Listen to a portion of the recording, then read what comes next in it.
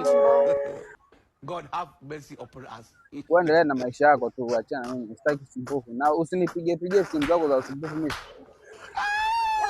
Duli. Mambo. Vipi? Safi mzima. Mzima pana? Upo? Nipo. Mbona mpotea hivi mwanangu? Muda mrefu. Na ilome. Mbona kitambi kimetokea vipi? Magonjwa haya. Wapi umejipata wewe hela nyingi? Matatizo tu rafiki yangu. Vipi lakini? Poa mzima. Uko vizuri? Niko poa. Uko wapi siku hizi? Siku hizi nipo huko Ubungo. Ubungo. Sasa uko unatoka? Kuna rafiki yangu tu anakaa huko, nimekuja kumsalimia. Mwenyewe anakaa huko. Au sio?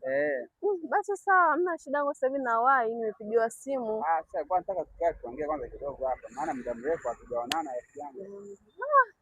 Basi dakika chache tu. Haina shida. Goodbye. Jasmine. Wewe siku hizi unaishi Ubungo? Ndio. Sasa nakumbuka kipindi kile. Wewe acha. Maisha yanasemaje lakini? Maisha kwa poa. Uzima upo? Uzima upo. Vipi familia? Hajambo. Umeolewa siku hizi? Bado. Vipi wewe mke wako hajambo? Mke wangu hajambo huko alipo. Alipo wapi yani? Sijaelewa. Sijajua kwa sababu tuliachana. Ndio tulivyofunga ile ndoa tulikaa kama miezi miwili tutatu. Kweli mliachana? Kweli. Wewe. Kweli? Amini yani. Utaaminije sasa? Changamoto ndio hiyo, kuja kuachana. Mimi nikaamua tu kukaa zangu, nipo zangu. Ndio hivyo maisha yanaendelea.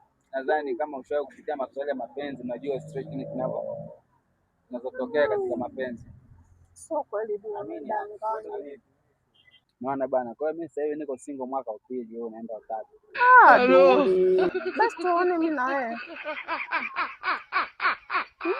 Ni kweli Duli? Hello. Duli. Uko single? Amini niko single.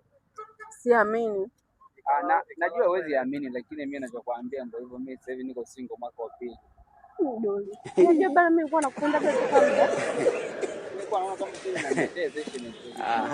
Sio kweli. Amini. Kweli. Lakini nafasi bado ipo. Basi, hamna shida. Mimi na wewe tuko pamoja.